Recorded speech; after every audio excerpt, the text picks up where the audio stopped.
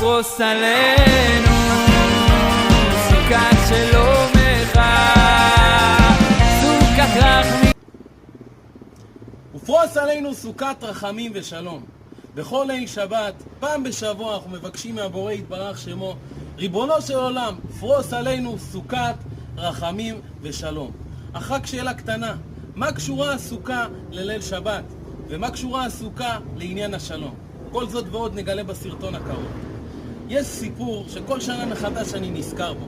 סיפור על אבי אבות החסידות, הבעל שם טוב הקדוש. מסופר על הבעל שם טוב הקדוש שבכל שנה, אם הייתם מדמיינים איזה סוכה יש לבעל שם טוב, כנראה הייתם מדמיינים סוכה מטורפת, עם הרבה ציורים, עם אדמו"רים ועם שולחן ערוך ומסודר. אך למרבה הפתעה הסוכה של הבעל שם טוב הייתה קטנה ופשוטה, שגם לחלק מהדעות לא בטוח היא כשרה.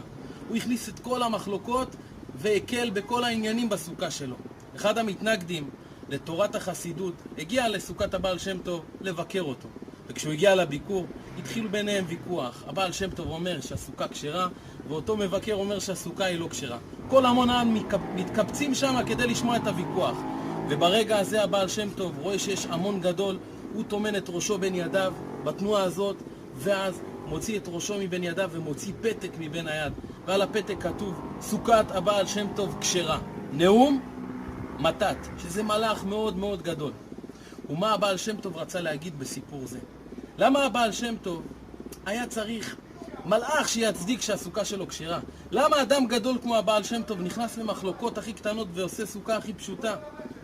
מהצד זה נראה לנו אולי קצת מפחיתות קומה, אבל מסביר הדגל מחנה אפרים שהבעל שם טוב עשה את זה כדי להראות גם ליהודי הכי קטן, הכי עני, שהסוכה שלו היא חשובה.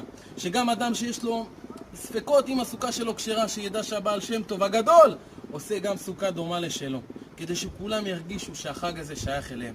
בחג הזה יש שלום אמיתי, כולם יוצאים מהמעמד שלהם ונכנסים לחיים פשוטים. כולם עוברים מדירת קבע לדירת ארעי, וזהו בדיוק שלום. לא משנה כמה אתה עשיר, גם אתה כמו האדם העני ביותר נכנס לסוכת ארעי בפשטות ובשמחה.